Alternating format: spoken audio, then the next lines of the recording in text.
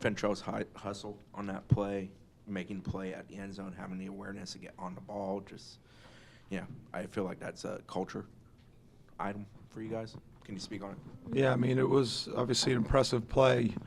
We really don't want that opportunity to present itself, but to see just who Ventrell was on that play, and obviously the hustle is what it is. The ability to just fight, to bite, scratch, get the ball out is another thing. But then to be able to establish himself back in bounds and secure the ball, it was a big momentum play in the game, and it was a play that we needed at that time, and definitely something that Ventrell showed what he's made of on that play.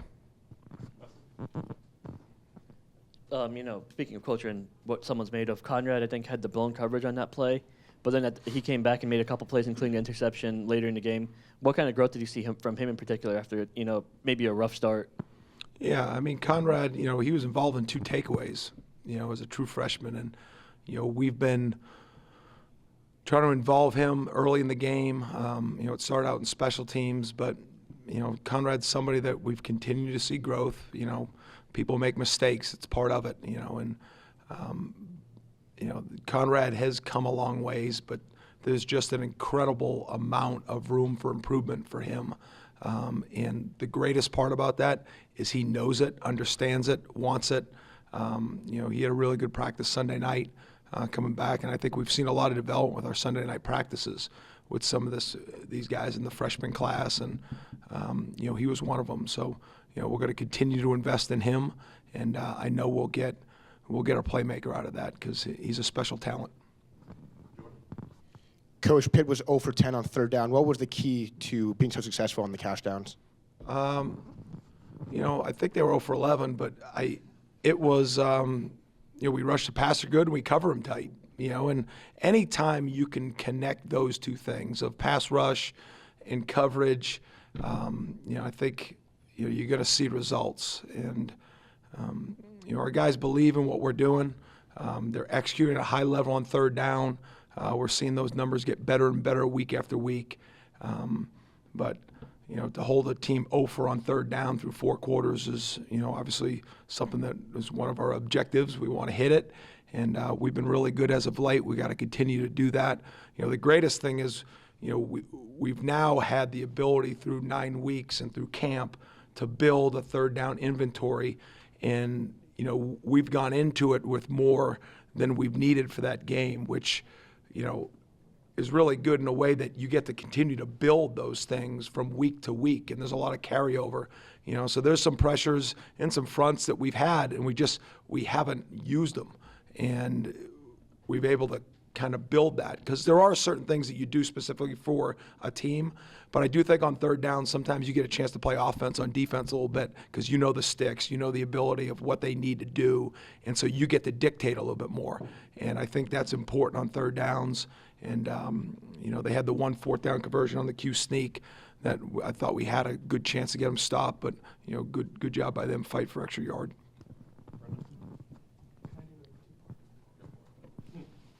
Nobody really says no when you ask that, but I respect it. But if you said no, I would respect it. Yes, sir.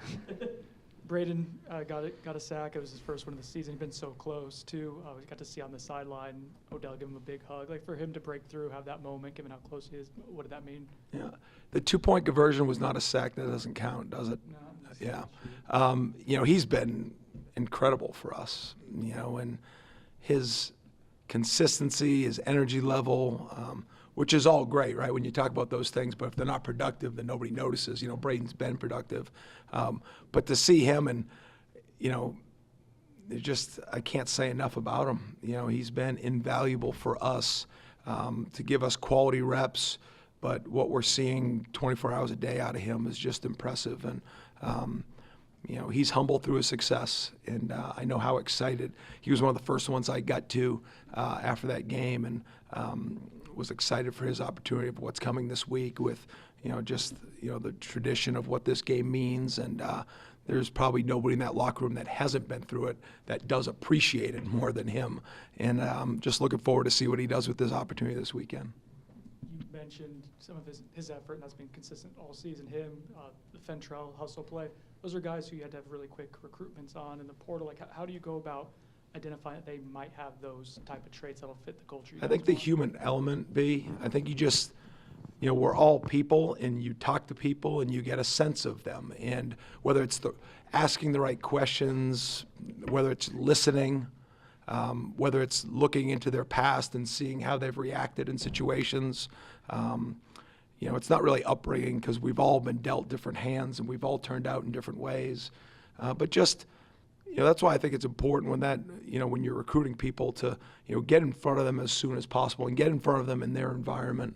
And, whether it's flying to Kalamazoo or going to Charlottesville and just spending time with them. And doesn't mean it's always going to be perfect, but, just be able to get a good sense of their character early on in the process, so then it turns into full recruitment and not evaluation. And I think that's as critical as anything when you're making personnel decisions of who to bring into your team, is who are you getting? Because the film, you're going to see the skill set, but the skill set only shows up if the human element is there. And I think with both those guys, we hit home runs as far as the people in that locker room. I have a quick rules question and then a real question. If Fentrell had been ruled out of bounds when he recovered that ball, wouldn't it have still been your ball? Because it was So on the fumble, yeah. because he didn't establish himself, you're saying? But he's still recovering it out of bounds, but the ball is still in the end zone to the defense. Like, what would it have Yeah, been? if the ball would have rolled out of bounds, it would have been our ball. Right. Right. So yes, that answers your So question. even if he's laying Yeah. out of bounds. But if you see the play, Corey, he makes a good play, but they had a player sprinting down to celebrate, and then all of a sudden you saw Conrad, and it became a race. Right. Because they just didn't know where that ball was going to bounce. But that's correct. So whether we established it, but if the ball had rolled out of bounds or recovered out of bounds, it would have been a touchback. Okay. And then the real question is, do you have to talk to the defense? Because your goal all the time is to limit points and to win the game. But when Keon and Johnny aren't playing, and things might, and half the receiving core isn't playing, the offense might not be at its peak like it has been. Do you have to talk to the team? Is there something said like, guys, they might have to lean on us today? We have to go win this game for the team today. I know that's always your hope. It's a valid question, and I don't want to be sarcastic in a way of saying, now we're really going to try to play. So I think we all understand what I'm saying there. But there is something, about, what is it as far as competitive excellence? When your best is needed, you need to rise up. Whether that's, it's a 50-50 game and you got to go score one more time. If it's a 3-0 game and you just got to get one more stop, whatever that is. So, there's training, there's practice, there's the meetings and everything we talk about, but it builds for that competitive excellence, which means in the moment, when your best is needed, you're ready to give all for that best. And I think those type of moments was the best way I could answer that. But it's definitely not something that we harp on. Hey, listen, our offense may be this. You know what I mean? The best part about the game, though, and we've seen this back and forth throughout the year, whether it was the LSU game or the Pitt game, is each side of the ball, because there is a big connectivity on special teams, but like when they come off the field, when our guys, pat them on the back saying, we've got you. And I think, because we've all seen teams where it is not that way. And so that's hard to build in real time. It's easy to build it out there in practice and you go compete and then you dap each other up. But when you feel like victory is going one way or the other and you've got to make decisions as a football team, I think that's one of our strengths. Kalen had another sack Saturday. Looks similar to the Clemson one. For a guy who, that's not his primary role. He probably doesn't have that many blitz or pass rush reps this season to be leading the team in sacks. Let's say about his value in that aspect. Yeah, well, what we try to do, and Odell does a great job. JP is my right-hand man when it comes to third downs. That's part of his job description as far as when we're breaking things down, and we talk weekly through it. But then Odell takes those linebackers during segments of practice on Tuesdays, Wednesdays, Thursdays, and Fridays, and works, just picks and twists and blitz games, and because I think it's important. You're going to put those guys in those situations, and Tatum had one too. Just the speed that those guys are blitzing at right now is critical for us, because anytime you bring somebody, there's one less in coverage, so you want to make sure that all works together. But Kalen's a missile. when we send them, you're going to see things like that. And that was a big play in the game because it really put them out of any momentum right there. And there's been some well-timed big plays by Kalen in the Blitz game this year. You guys obviously go against a very talented offense every day, and you've gone up against some this season. But when you look at Miami's skill players, I guess how dangerous are they, and do they? Seems like Restrepo, they find a lot of ways to get him the ball. Like, I mean, how dangerous is their skill? Yeah, I mean, I think they're up there from a talent standpoint. Obviously you can start at any position, but just from back to front, they play a multitude of different backs. I mean, they have 4 running backs that all have carried the football, and whatever it is, I'm sure there's great competition in that room. So multiple guys have started, multiple guys have carried the load, they've shared the load. Offense hasn't really changed, running styles have changed, but to see that happen, that's obviously a good job by them in recruiting. They've been pretty consistent up front. They've stayed healthy, so they've really played together for the season. I know Van Dyke has turned the ball over a few times, but he's as talented throwing the football. I mean, he's got such a strong arm, and he throws it effortlessly. He moves well enough to get out of trouble. There's just so many throws that he can make. And when he's on, I mean, his arm strength, his ability to stand in there and throw the football, is really impressive. I think he's a super talented quarterback. And then wide out, obviously Restrepo has a bunch of catches, and I think when you have a slot that creates space by alignment, and then you have some play designs to get him the football, and as a punt returner, I mean, he is a skilled and talented slot receiver. And so those balls, now they do a really good job in the screen game too. I think there's some touches there, and they almost have 200 yards of offense just in quick screens. And that goes to multiple people, not just number 7. And so, they've got a good group of big receivers on the outside that have made some plays down the football field. And so when you tie all that together, they've had some games that have turned into some shootouts. They've had games where they've had to come back, and they've shown the ability to do it. It is a good collection of talent on offense. And we're just going to go to work, put our best plan together, and go play a great game at the Doak. You just mentioned Van Dyke turning the ball over. He leads the ACC in interceptions. Is that kind of something the DB room sees and gets excited about going into the week? Well, I think they get excited anytime somebody tries to throw the football, and whether the stats are up there, and there's obviously, I'm sure they're coaching him not to turn the ball over, but there are times that as a defensive back you can play with really good anticipation. There are things that you try to watch for on film, of whether it's when you're under the route and that's where the mistakes come, whether you're over the route and that's where the mistakes come, whether it's trying to fit the ball in tight windows, whether it's the first read or the second read, whether it's because of pressure, whether it's because of 8-man drops. That's our job to try to find, okay, why are they turning the ball over? Let's replicate that. And then sometimes it's just about, getting a hand in the air, a tip ball, and you break on the ball and go get it. We had in the Pitt game, early in the game, they were in Wildcat, and Kalen DeLoach came over, knocked the ball loose, and the ball's out for half a second, and maybe most people in the stands don't realize the ball was out.